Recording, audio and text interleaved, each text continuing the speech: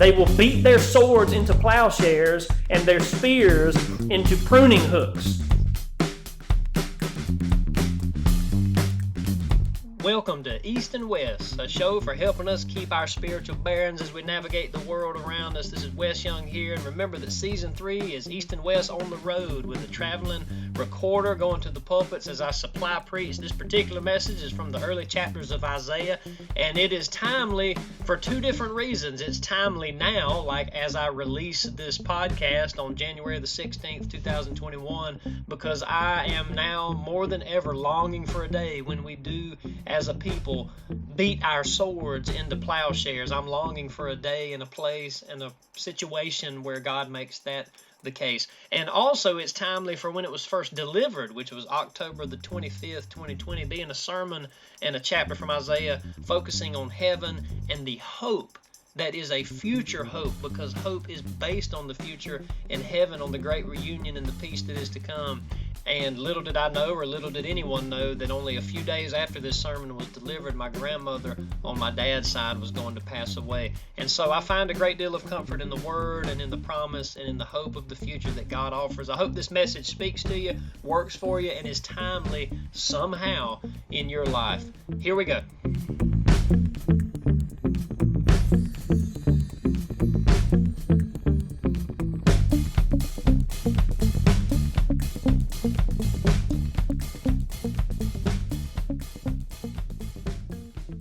Chapter 2, verse 1. This is what Isaiah, son of Amos, saw concerning Judah and Jerusalem.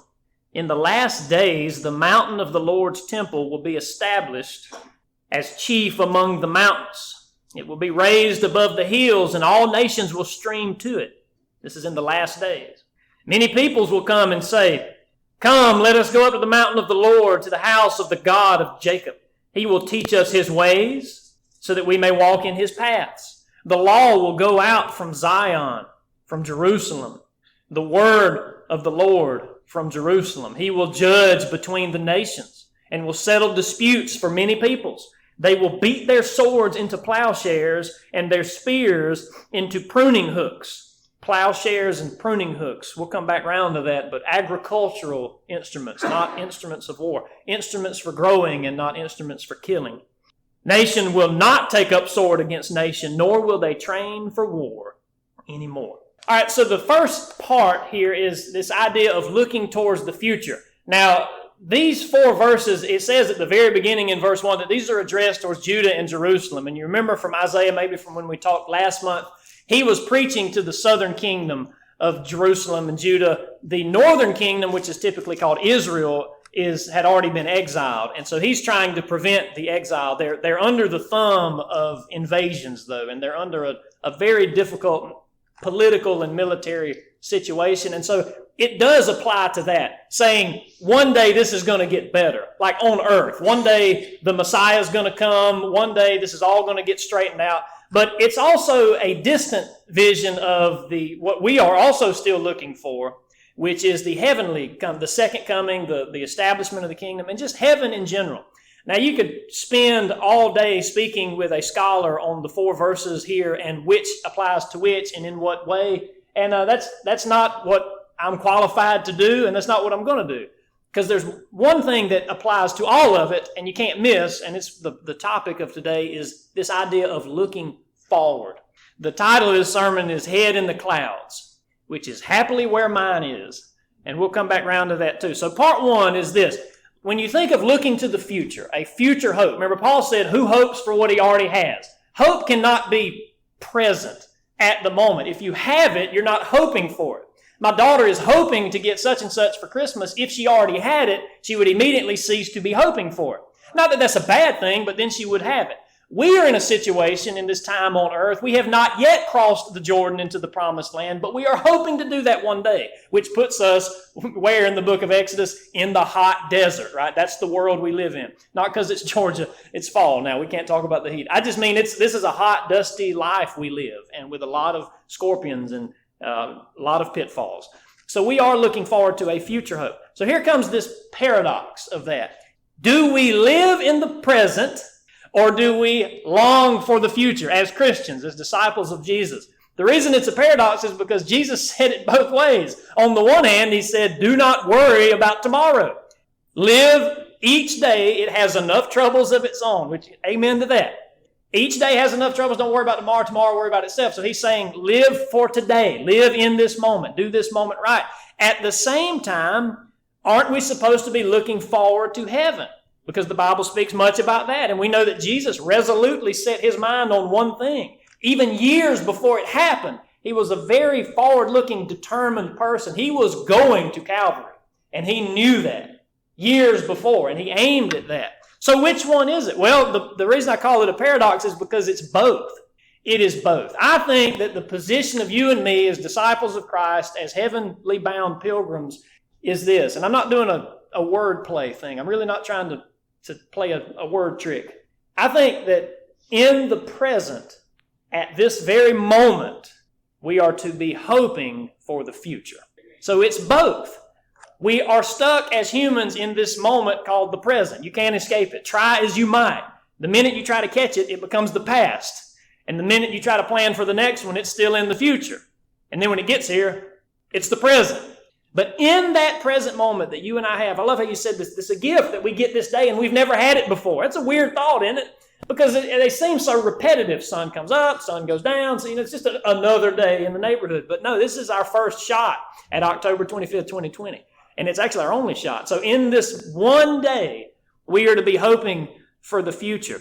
There is something, the title being Head in the Clouds, that may have sparked something you've heard. There's a lie out there, and however it's phrased or however it's spelled, I do think people criticize Christians in this way, that Christians are so heavenly minded that they're no earthly good, right? That's a lie. And history backs us up on that. The people who have done the most earthly good are, in fact, the very people who have been the most heavenly minded. For example, it actually makes a lot of sense. For example, would you help the poorest would you give up your whole life, your comforts, your ambitions, your pursuits, leave everyone you know and everything you know to go to India to help the poorest of the poor, unless you were heavenly minded and had a better hope awaiting in the sweet by and by? That's a reference to Mother Teresa. You wouldn't do that. There's certain things you would not do unless you were heavenly minded. So the attack that we are so heavenly minded that we're no earthly good is no good. Would you rush into a burning building unless you had a heavenly mind that there's more to life than you in this present moment? Would you jump on a grenade? Would you give money to someone who needs it when you know good and well you could spend it on yourself? That's what makes it giving, right? That's why I'm a capitalist, because I believe the money ought to be ours to spend how we see fit, because that's the only way we can give it as we see fit. If it's taken from us, that's not charity. But if it's freely ours to either buy the burger for me or buy the burger for the hungry man, then I have love. But who would do that if there were not some hope of the future? Would anyone work for social justice now, fully knowing that it's not going to take place or even get traction until the next generation or the next generation? Would anyone do that unless they had a mind towards the future? How many Christians have sacrificed their lives for the good of their children's lives, and so that they could inherit a better world, and so that they could be in a better situation? Praise God for those people, but would they do it if it was a you only live once kind of mentality? Karl Marx said this, the great or well-known socialist.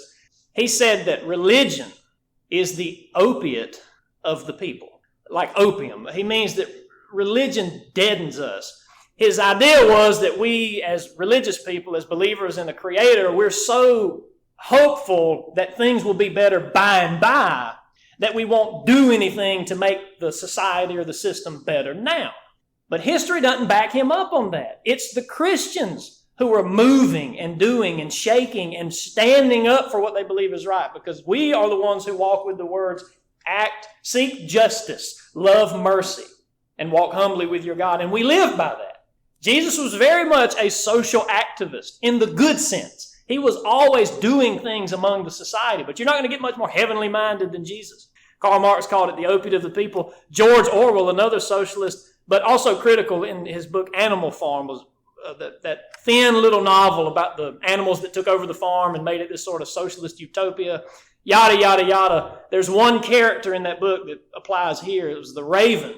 His name was Moses. So it's a very allegorical book. He's referring to the religious sentiment. And Moses never did any work on the farm, but they gave him food because he was always making them feel better, talking about the big rock candy mountain in the sky. And so they would feed him and give him free food if he would just keep them pumped up about the big. And he said, don't worry about the way the farmer's treating you now or the way your leaders are oppressing you now. Don't worry about that.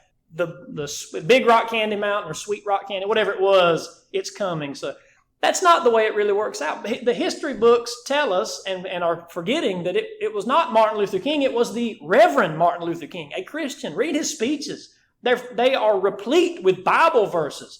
The Bible is the guidebook towards a just society. It makes me very sad to see social reformers, step one, throw out the Bible. Step two, try to reform the society. That's like throwing the boat motor off the back of the boat in hopes of getting back to port faster. It's a contradiction to me. Who would do any of these things? Or even, let's make it less revolutionary, what individual among us would deny him or herself a present pleasure because they know it's sinful, unless they were heavenly minded? Y'all have heard maybe the phrase YOLO, you only live once. That's a catchphrase. YOLO, which basically means live it up, man. Take what you can get what you can take. If it's fun, do it. If it's pleasurable, have it. You only live once. But a Christian is constantly, daily called to deny ourselves, take up our cross daily and follow Him. Who could do that if we weren't hoping for something in the future? I can't imagine denying a present pleasure just because it's sinful unless I knew I'm going to meet the man who said, that's not what's best for you. And He knows best. And then, of course, there's that great hymn, that great verse from a hymn. Quote, the things of earth grow strangely dim in the light of His glory and grace. That's another thing that being future-minded can do for you. Y'all, let's be honest. We have reason, logical, intellectual reason to worry. Y'all know that all of us are hurtling through space at thousands of miles per hour on this little speck of dust in an infinite cosmos that just staggers the imagination. And flying along with us are, burning, streaking, earth-shattering, potential collision course, death-defying whatevers. And there's the nuclear reactor of the sun, which is, in the scheme of things, not that far away. And we have reason to worry. Or if it's too cosmic for you, just driving here.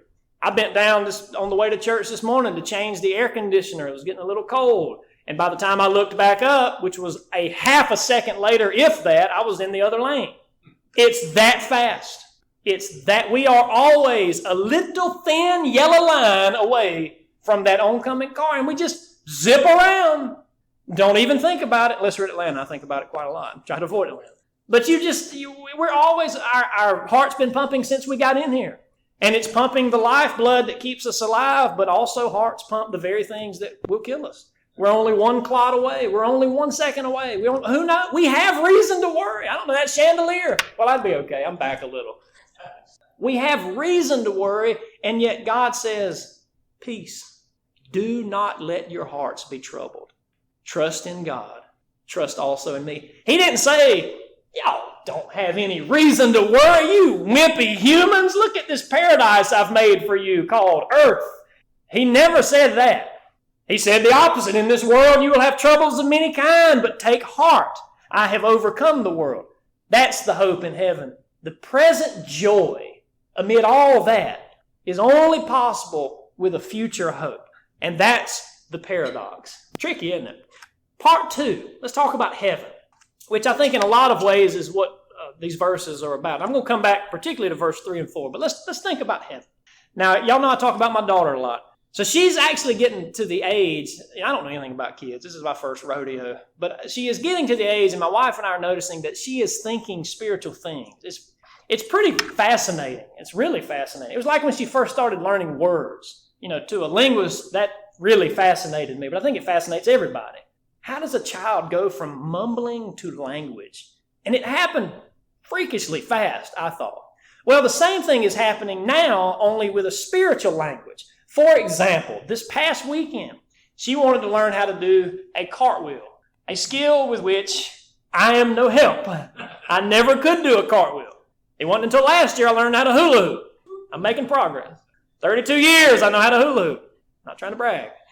Can't do a cartwheel, but Robin knows how it's done. And she even looked up YouTube videos and showed her how it's done and put down these little mats in the yard with handprints on them she drew and said, that's kind of how you do it.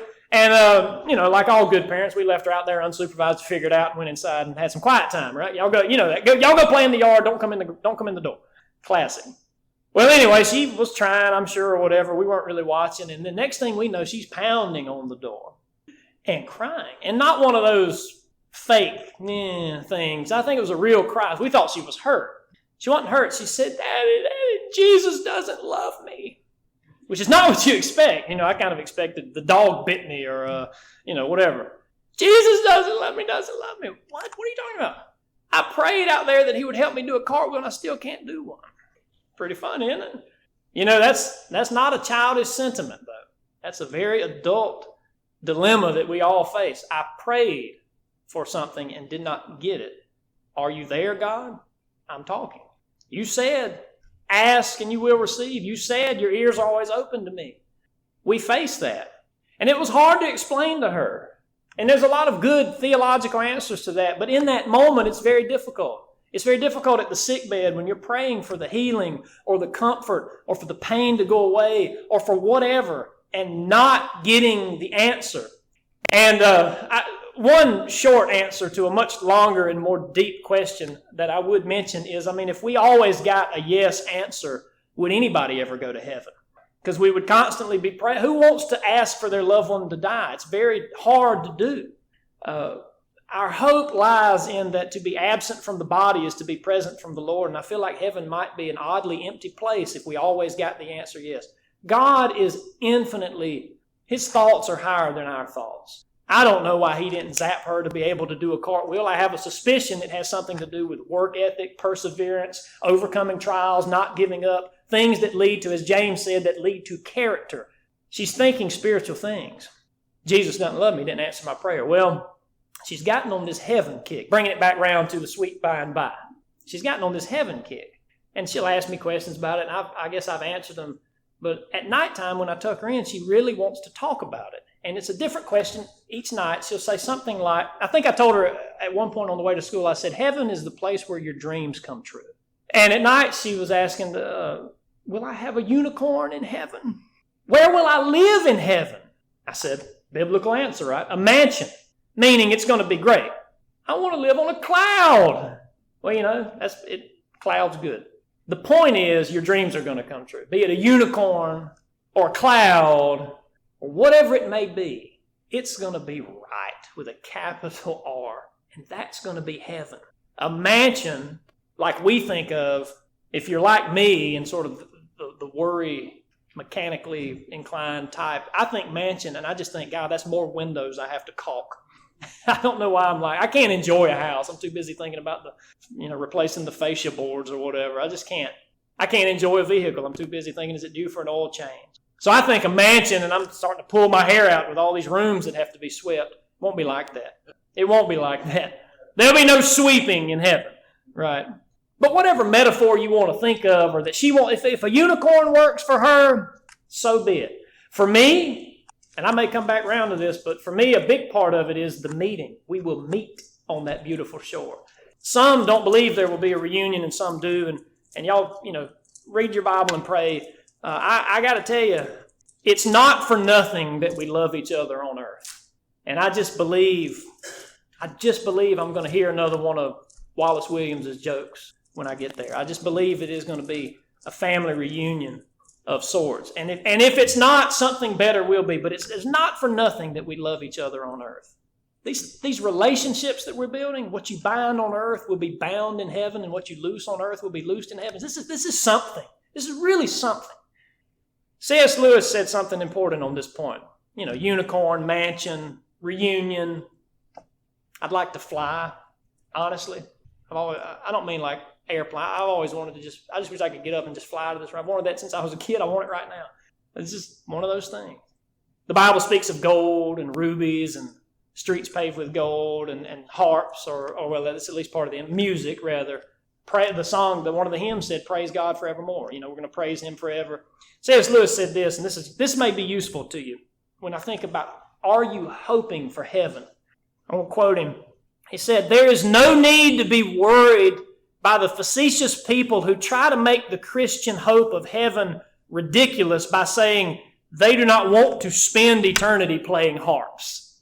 You've thought this perhaps, or I don't even like singing. I barely make it through the songs before I just want to sing, whatever. I love singing that, but I'm going to sing for eternity? I don't even know how to play the harp, and I don't even think I'd want to. Says, listen, you don't have to worry about people that make those facetious little marks. The answer to such people is, quote, if they cannot understand books written for grown-ups, they should not talk about them. All the scriptural, biblical imagery, harps, crowns, gold, etc., is of course a merely symbolical attempt to express the inexpressible. And I'm going to back out of the quote for a minute and just mention, that's a good point. You read Revelation, which speaks a lot about the coming days and the coming kingdom, or go back and read Ezekiel and notice where he sees visions of heaven. You'll notice the word like comes up a lot. Ezekiel says it was like a giant wheel covered with eyes or whatever. John, the Revelator, says it was like a whatever. And that's the whole point. You're trying to express the inexpressible, so you can't express it. So you just say, well, it's like, you try to say something. It's called a simile, and it's just something we do when we don't, it tastes like chicken, because I don't know what else to say it tastes like. It was like, okay, so it's an attempt, the gold, the crowns, the harps. This is an attempt to express the inexpressible, the unicorns, the clouds, the reunion, the inexpressible. And he goes on to explain, quote, musical instruments are mentioned because for many people, not all, music is the thing known in the present life which most strongly suggests ecstasy and infinity. Crowns are mentioned to suggest the fact that those who are united with God in eternity share his splendor and power and joy. Gold is my favorite. Gold is mentioned to suggest the timelessness of heaven. Gold does not rust. I like that one. Because one of the things that frustrates me most about a fallen creation, that stupid apple, right? And the result of the fall. But one of the things that frustrates me the most is just the constant decay of it. You can't do anything permanent on this earth. You just can't. Even Hewlin, it does my heart good to see your pickup truck. All right, I'm an old truck guy, and I am one of those people who say the cliche, but I say it and mean it. They don't make them like they used to. I love that you drive that truck. What year is it? Oh, it's young then, right? Yeah. I love that. And they don't make them like they used to. My wife's 2010 Tahoe, I don't foresee it being on the road a half century from now. I just don't. But even at our best, it's going to rust. It's going to fall apart. The tire's going to wear out. Eventually, it's just going to give out. Even the finest clothes in the world get threadbare. Even the best meal in the world leaves you hungry just a few hours later. It all comes to dust. Everything decays. And I'm a stickler for putting stuff in a shelter. I can't stand leaving stuff out in the rain if I can help it. Or I'll put a big ugly blue tarp on it. My wife loves those. Like a highlighter all around the yard. Blue tarp, blue tarp. Why do they make them so bright? Could we make like a black tarp? I don't know. But it's bright blue tarp. But I'm keeping it out of the rain. Why? To slow down the rot. To slow down the rust. But catch that verb. Slow it down. It's the best we can do. And here Lewis says, gold, one of the things about gold, it does not rust. And they're trying to capture that in heaven, whatever you do and have, you're going to have forever. I can't even fathom that. To have something without the fear of losing it. I love my wife, but both she and I have this one immense frailty that we're both humans with an expiration date, whatever it may be. And so even at our best, our closest heart-thumping moment of love and our hug and our embrace, we hug knowing that we're going to expire. And heaven's not like that. We're going to experience our first ever hug with no expiration date. And I don't know what that's going to be like, but I am very much looking forward to it, and to think that they don't decay. That's the gold. And I'm going to finish this quote because he makes a good joke at the end.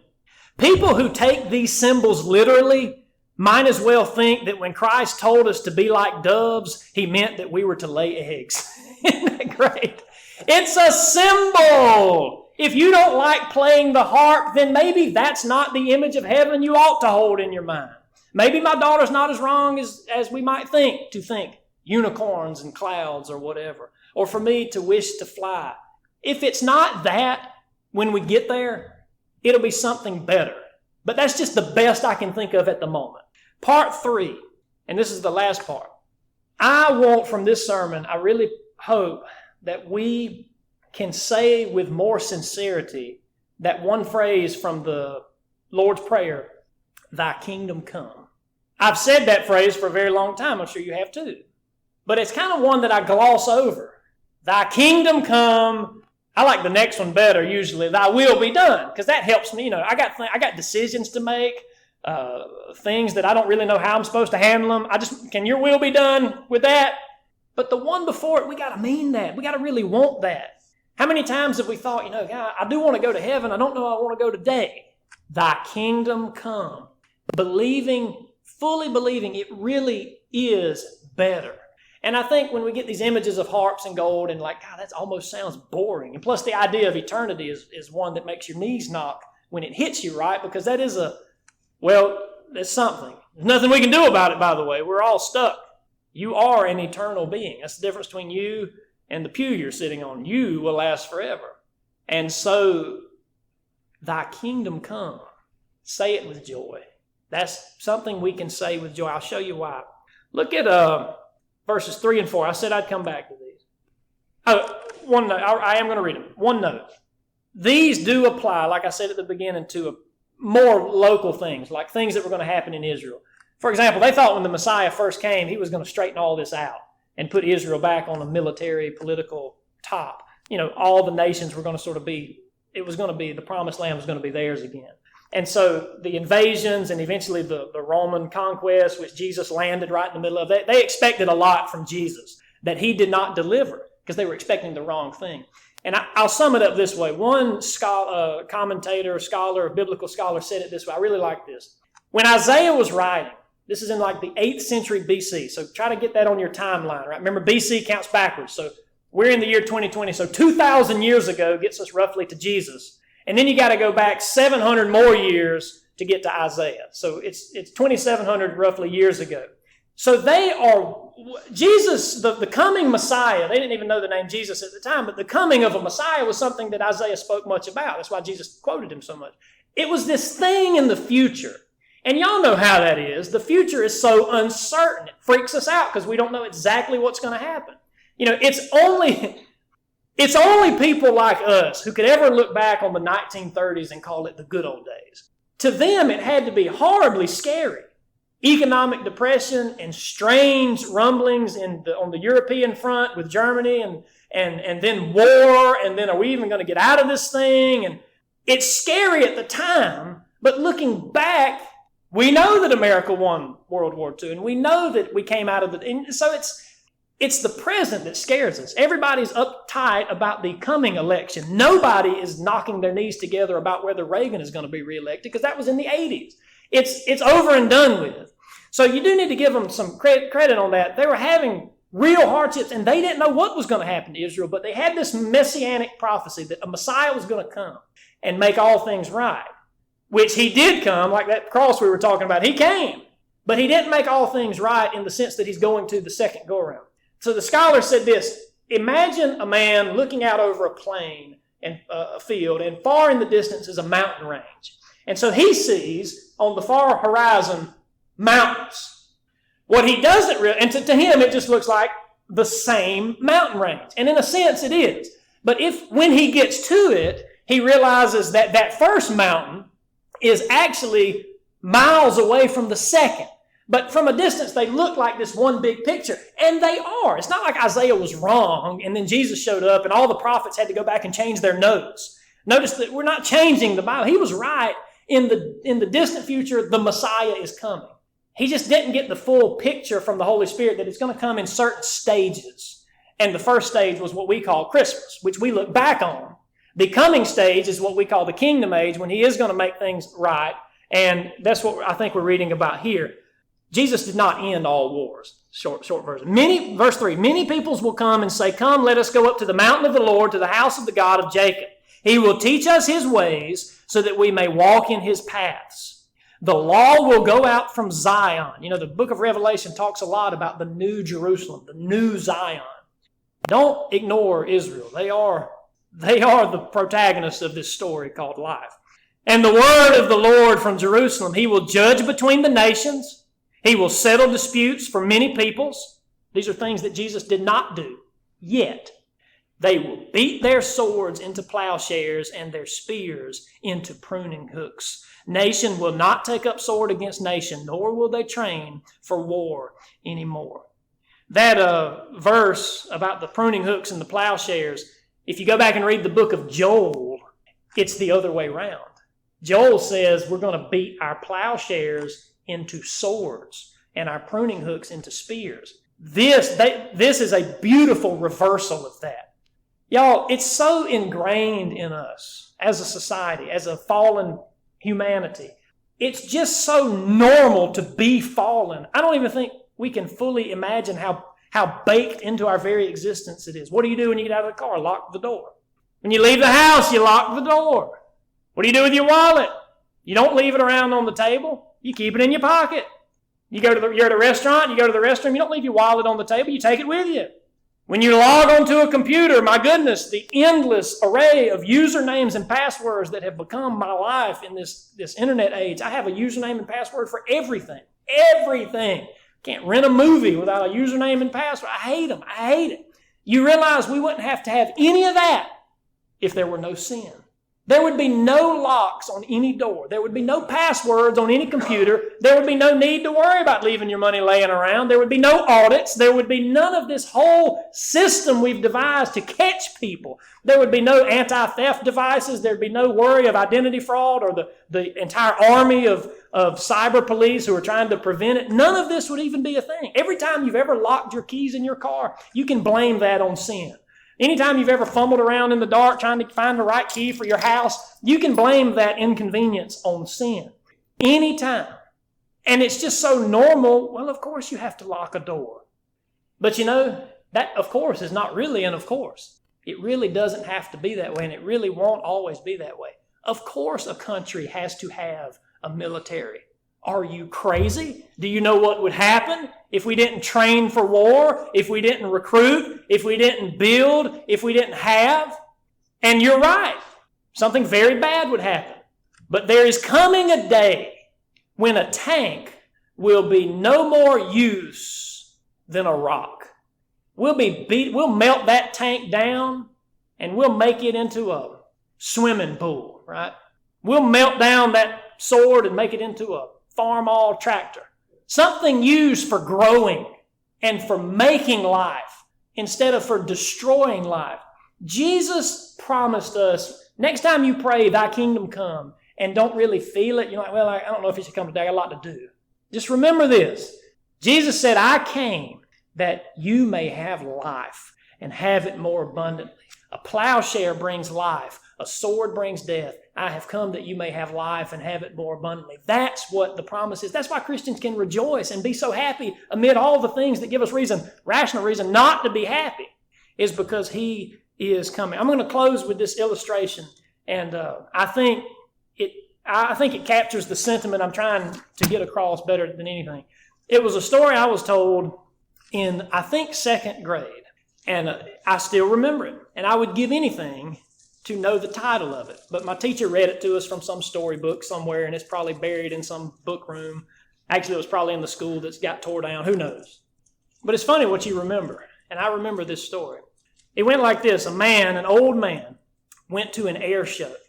And it was this air show with all the planes out there on the runway and the tarmac and the pilots, and it was just, they were doing flips and everything, and all these flying machines, and he comes out to this group of pilots who were standing on the runway in a circle talking, and he walks up to them, this humble old man, and he says, I have invented a flying machine at an air show, right? So, of course, they laugh at him. Are you blind? Look around. Look at this. We've had flying machines. We got flying machines. And so they laugh at the old man, and he walks sadly away. And then he just lifted off. Not a sound. No device. And he just flew the way I want to fly. I want to levitate over this podium and right out that door and just see Bleckley County from the air. Not from a pilot's seat or a passenger seat or a seat belt or an ultralight or even a hang glider. It's nothing like what I'm talking about. And he had that. And I just remember the story. They chased him and they were yelling, "Come back. You got to tell us how you did this. We want it. We want it. We want it." But he couldn't hear him because he was flying away.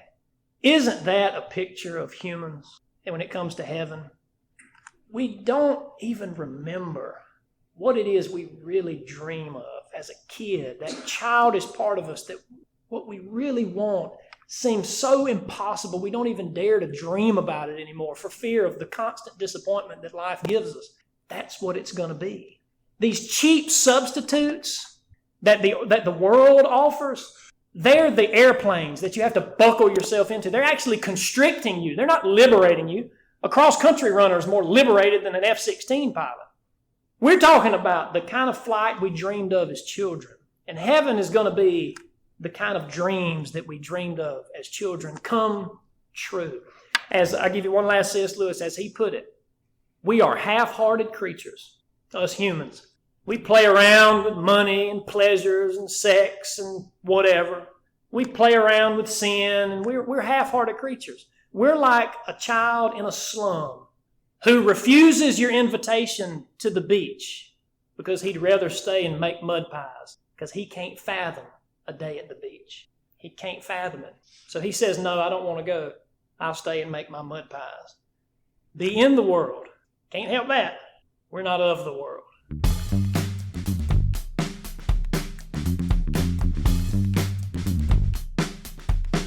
I'm glad you joined me for this episode of East and West, and I hope you'll join again next week for Season 3, Episode 6.